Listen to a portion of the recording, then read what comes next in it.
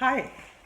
So you're on a date, and the date is over, and the question is, what do you next?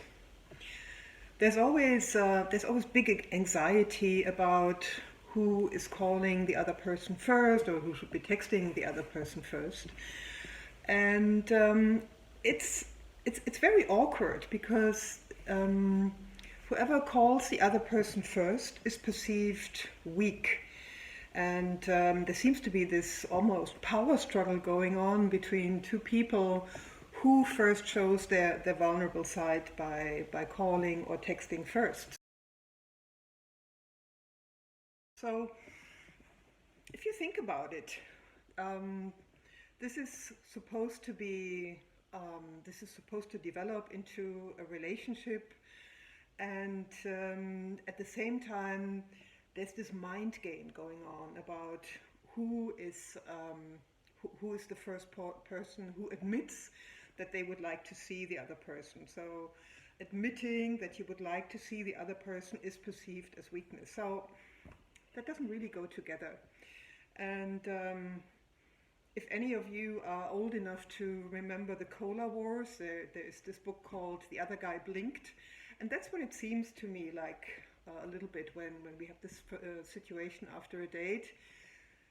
Whoever says they would like to see the other person first, they're the one who blinks, and meaning who loses. There's something, there's a myth floating around called the 3-day rule. And the 3-day rule kind of says, well, don't call or text before 3 days. And for men, the rationale is that, well, if you don't call or text before 3 days, the woman wants you more.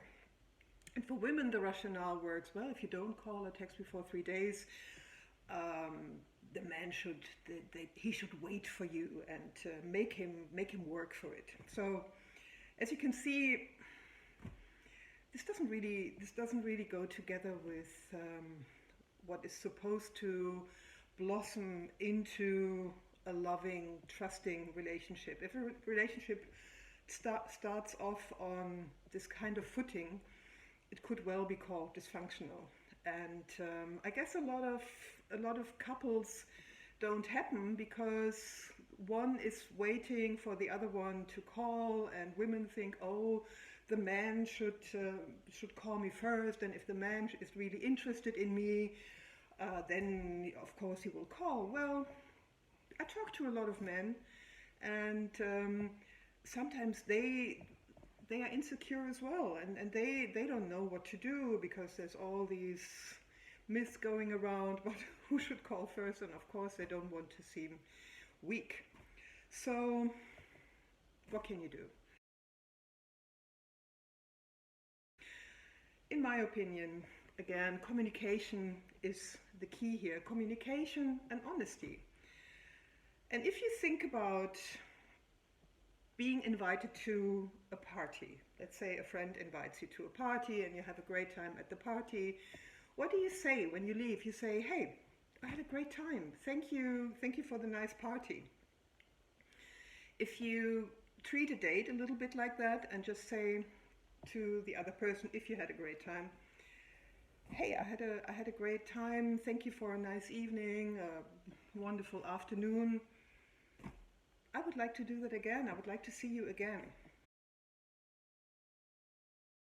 Now, even though this seems vulnerable, and yes, you're putting your cards on the table, in this situation, it's a kind of strength, and it's a kind of,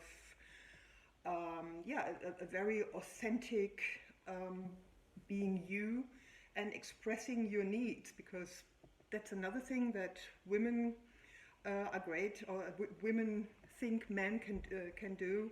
They think men can read minds, which I don't think they can do. So it's always good to say what you want and what you expect from the other person.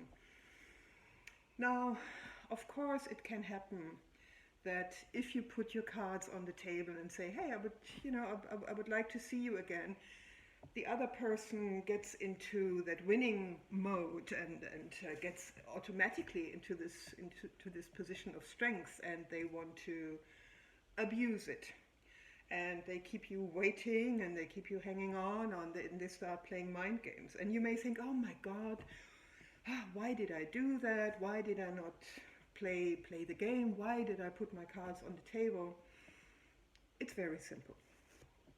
If a person plays mind games with you, you're not supposed to be with that person. It is really that simple. So if you're open and the other person, man or woman, decides that they want to abuse that position of perceived power that you put them in, forget about it. Something that you shouldn't do is not call the person or not make it clear, and that's something that's going on so many times. I hear it so many times that people simply don't say anything, and they kind of fade away.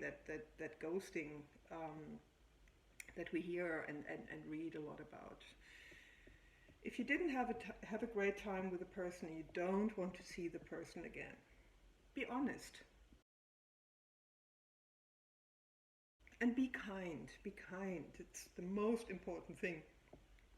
Just say, hey, I don't think we're meant to be lovers, or I don't really see us as a couple, and I wish you the best of luck in finding a partner. And be sincere, be kind. Because in a date, there are expectations of romance, and both parties are in a vulnerable state, and maybe you also one day will be in a vulnerable state, and you will appreciate if somebody is being kind to you. So if you have to say no to the other person, say it nicely, and if you do enjoy the other person, if you do want to see the other person again, simply say it. And if the person is worth it, and if the person is also sincere, they will want to reciprocate. So I wish you luck, and until next week with a different topic of the Luxdates first date kit. Bye bye.